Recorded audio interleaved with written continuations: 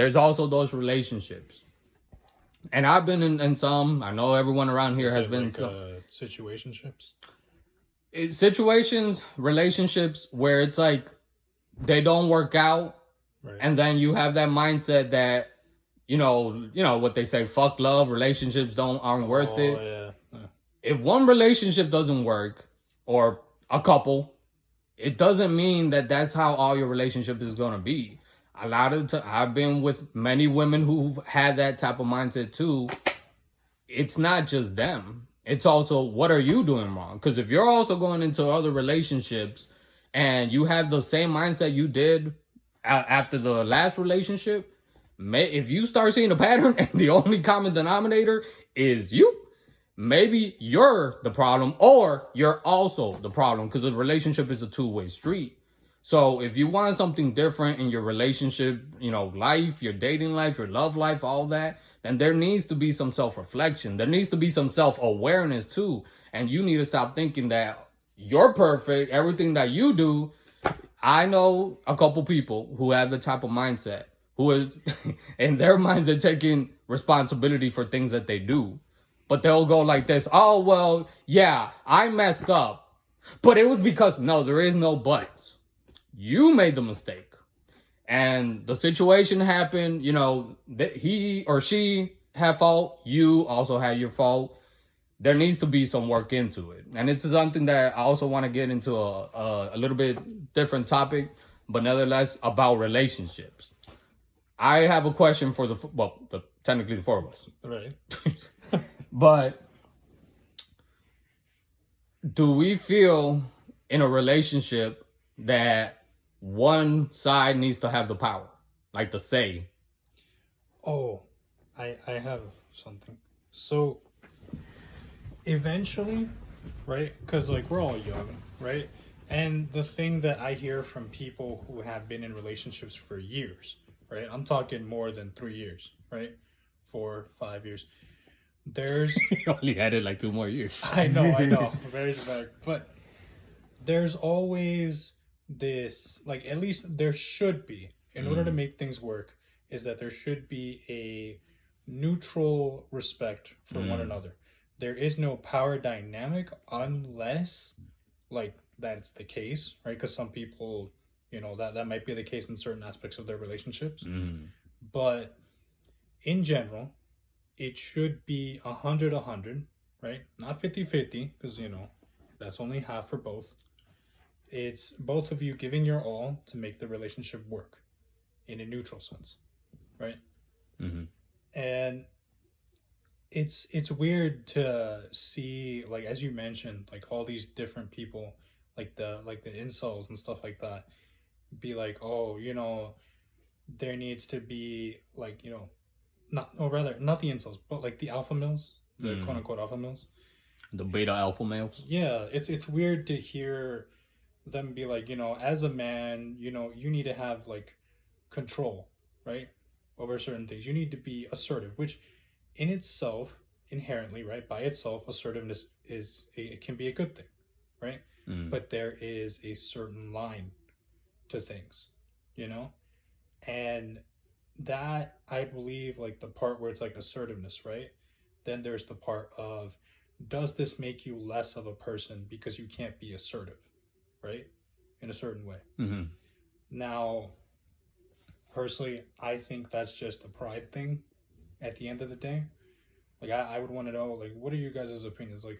Do you guys feel that you guys need to be assertive all the time in a relationship? I mean, I'm going to be honest.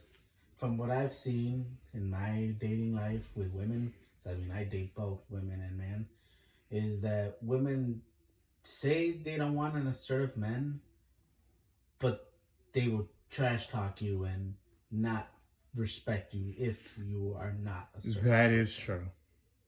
And that's just from personal opinion. That's just the women I have dated. That does not reflect all the women that I have, in the world. Mm-hmm. But that's just from my perception, what I've seen. He meant perception. Perception, yes. Sorry, dude. Yeah. But you know what? I'm about to say I do see what y'all mean, because I know it was one conversation, Ricky, you and I had. It had to be like years ago, where it was just the whole sense of a power structure. Yeah, that whole 50-50 sense is. I think it is one of those dogmatic statements, and I feel like I don't know if I told y'all this, but I know one of the things in life I'm supposed to do is just call out some of the stuff that we've been fed to believe, and just just to educate a little bit, what dogmatic statements are. They're statements that have, people told them to you, they taught it to you, but then when you question as to why, what, like, basically the answer you get is because I said so, which isn't a real reason. But there's many people who rooted beliefs and stuff around statements and stuff that in truth have no substance. They have no real root. They have no fiber or anything like that. And in this sense, that whole sense of, it's 50-50, it sounds great, but I think it's not, because we talked about it before. There's moments where, as your partner is like low, you're going to have to put on 100. But then on the flip, you're at the low and they're going to have to put on that 100. So it is going to like be rotating and things like that. And then in regards to the assertiveness, like, I do my best more as the older I get to try to be more transparent with some of the experiences I've had.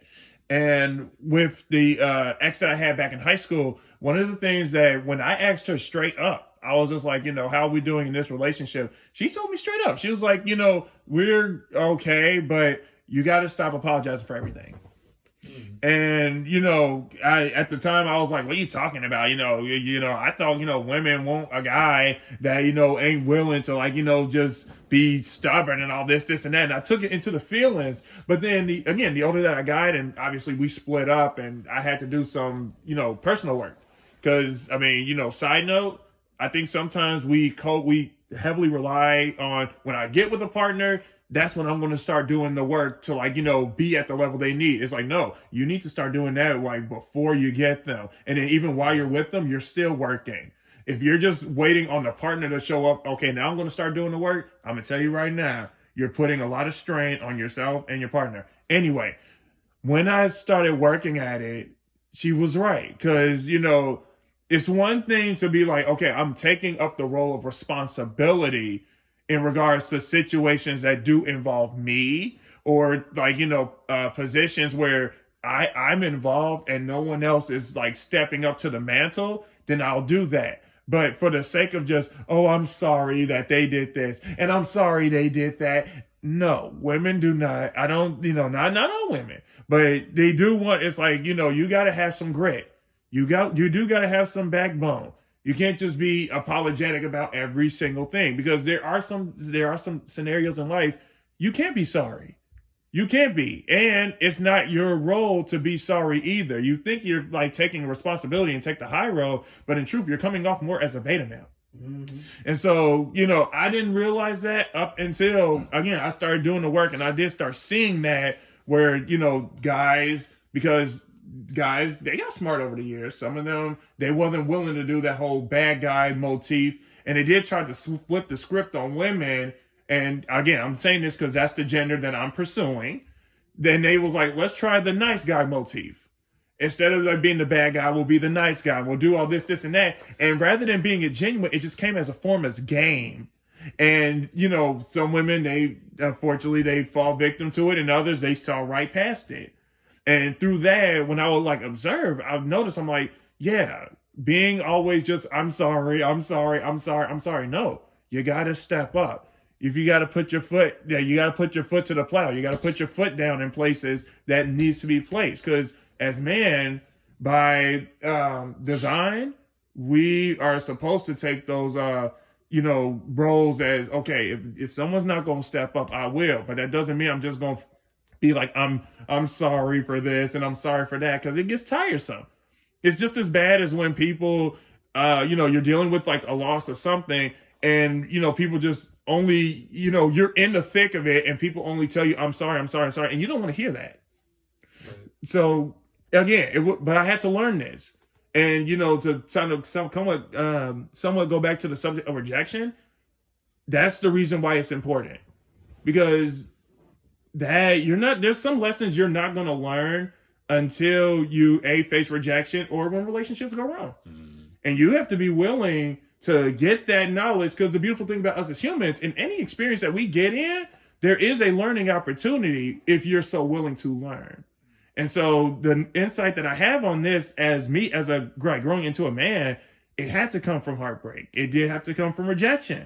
Because even some girls told me that as well. It's just like, you just seem so, you're so soft and this like soft and you're apologetic. And it's just, they didn't see me as like a man that when they would need like, hey, I need you to like do this. They're just like, oh, no, I'm sorry. It's not attractive.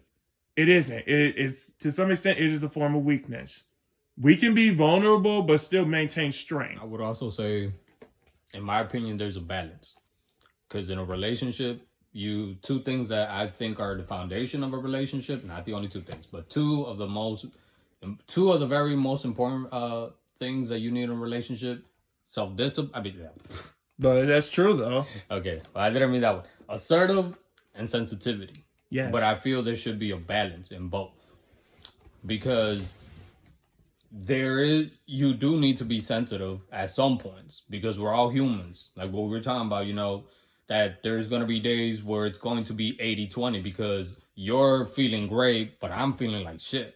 So I need you to take over whatever's going on, because that's what a partnership is supposed to be. And in those cases, I need to also be able to be sensitive, and vice versa. There's going to be days where I'm feeling 80%, but you're feeling 20%. And I need to be sensitive to your sensitivity. But there's also, the assertive part, where I think there is a thin line about being assertive. And, we're talking about relationships. No one wants somebody... That's a pushover. Yeah. Yeah. Nobody wants a pushover. No one wants... Let's just call it for what it is. No female wants a bitch. Unless... But no female wants a bitch. You can get friend zoned that way. But also, no woman wants an asshole. That's true. Right. Because I feel what I've observed in relationships, when a woman says, oh my God, this person, he's very assertive, and I can see it right away, but he's a fucking asshole. And at the beginning, they see the assertiveness like, they're... It's attractive. Yeah, it's attractive. Until it gets to the point where it's just, it could be arrogance, it could be, I don't know, sexism, all these negative traits that comes with being assertive. Yes, assertive is included in there, but it crossed over to the asshole line. Right. But then there, what you were saying, Ian, then there's also the sensitive part. We've known a couple people who've been in relationships, and what do you always hear? Well, I was a good guy. I was a good guy. And then even, they'll follow up with the cliche, good guys always end last. Yep. But I feel that behind the curtain, there is no good guy. Because if you got to be telling me that you're a good guy, but maybe this other person saw something behind that little charade, it's not that you're a good guy why they didn't respect you. It's because you had no backbone, like what you were saying, Ian. You had no self-respect. Because if you're constantly, even though you didn't do anything wrong, if you're just doing that to please somebody else, that's you. Let's just call it for what it is. You're handing over your balls. Basically. And you don't do that in a relationship. I can't say that I've been in that part, but I definitely grew up with the mindset of an asshole. I'm going to just call it for what it is. So to me, it was always about being assertive. But again, over the years, I've learned this. But in my younger years, my mind was programmed. The assertive means being a piece of shit, means being an asshole. So in a lot of relationships, most of my relationships growing up, I was the fucking asshole. I was the abusive one. I was the toxic one. I was, that person who felt if I show any weakness, then they're never going to respect me again. And assertiveness and that type of mindset it's a very dark mindset, because in a way it's like, again, being transparent. I was abusive, both psychologically, emotionally, and physically.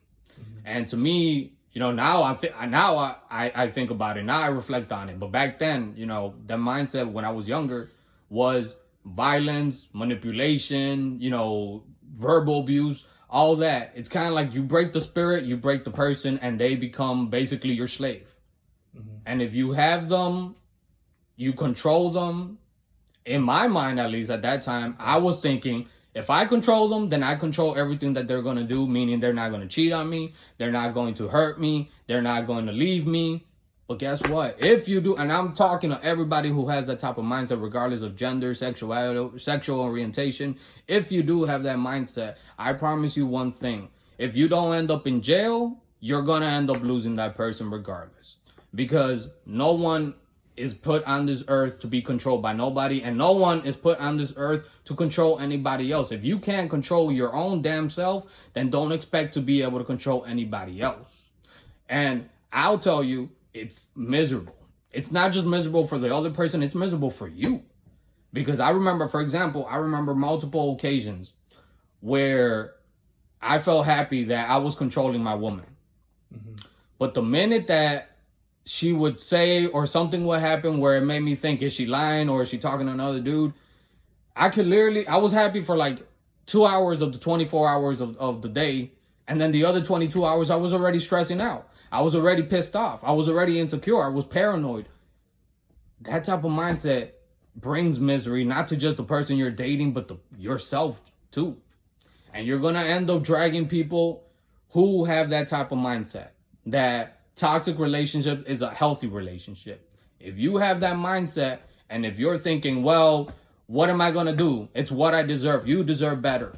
And I'm talking both. Again, I know it kind of going to a whole different direction here, but because this is important to me, because I had to learn and I came away from all that type of mindsets. But I still see, I was, working in an addictions clinic. I was studying different stuff. I was also working for a domestic violence program.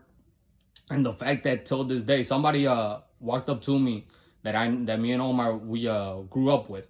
And he asked me, do you think that domestic violence is ever going to end? And I said, no, that's always going to happen. And to me, one thing that I also had to learn is that in these situations, I'm not justifying what the abuser is doing, but a lot of the time, the abuser also needs some compassion. And I don't mean just, oh no, justify it, condone what he's doing. No, actions are one thing, but what's the root cause that brings this person to do those type of things? To anybody who has, if you listen to this, I want you guys to listen to me right now. If you do have that type of mindset where you think by you controlling, manipulating, abusing somebody, I'm going to tell you that's not going to leave you anywhere. You're never going to be happy. Just because you have that one person there with you, if you so-called say that you love them, you're going to make their lives miserable as you fucking feel. And what you need to do is work on yourself. Because everybody else is not the problem. If you're feeling insecure, if you're feeling like, oh, I need to control somebody in order to not get hurt, guess what? That's a part of life. That's something that I had to learn and swallow, that being hurt is a part of life. But what's not okay is hurting somebody else. Right. Because somebody else is not responsible for what happened to you growing up. It's what happened to you in a different relationship. So if you are in that type of relationship, now I want to stop right there and make a distinguishment. There's two different types of abuse. If you are choosing to stay versus of just you're being threatened to stay, at least in my mindset. If to the ones abusing, if you're choosing to be in a relationship like that and you're choosing to be the abuser, whether it's a one-way thing or a mutual thing, leave and work on yourself. If you want a better relationship, you have to have a better relationship with yourself. That's where it's going to start. But you thinking that you're going to be able to control women or men, whatever you're into, by having that mindset, by thinking that you're going to be able to control other people, you're going to lose. You're always going to lose. So work on yourself. You want to attract better relationships. You want to be able to be loved. You want to be able to have, and not just, I love you, today, and then tomorrow we hate each other. No, unconditional love. If you want that, then you need to show yourself that type of unconditional love. And you also need to learn how to give that unconditional love. That's just my little PCA.